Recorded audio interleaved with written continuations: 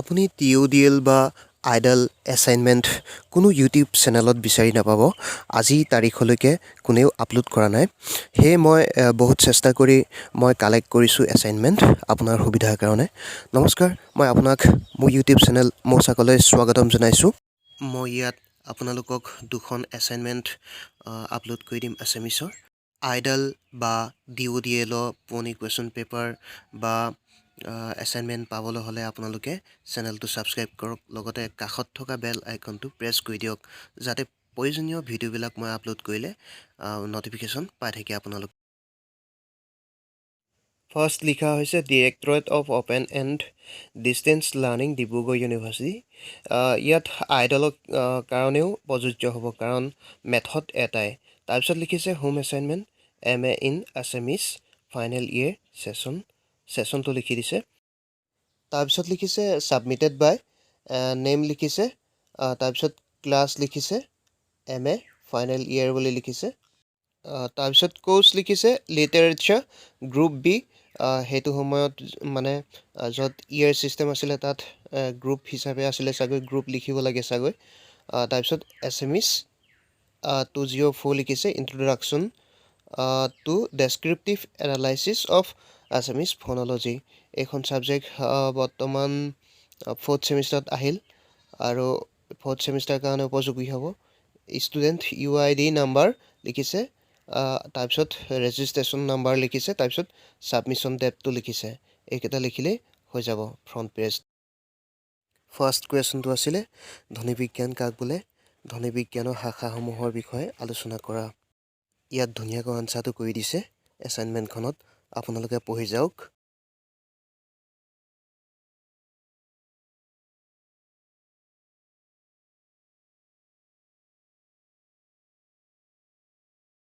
আপোনাৰ যদি কিবা অসুবিধা হৈছে, কিবা যদি বুজি পোৱা নাই, তেন্তে মোক কমেণ্ট বক্সত আহি কমেণ্ট কৰক, মই ৰিপ্লাই দিম।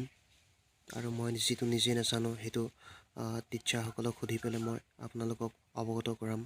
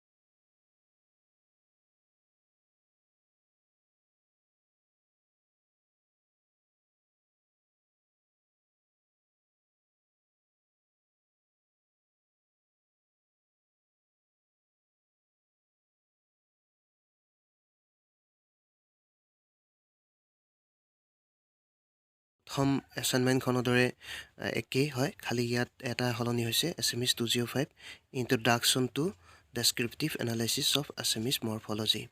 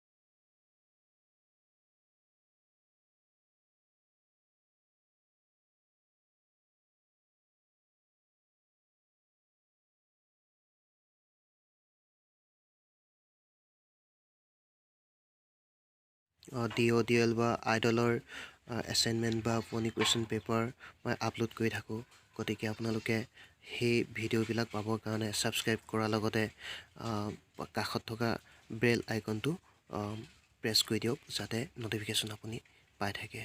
Thank you for ৱাটছিং।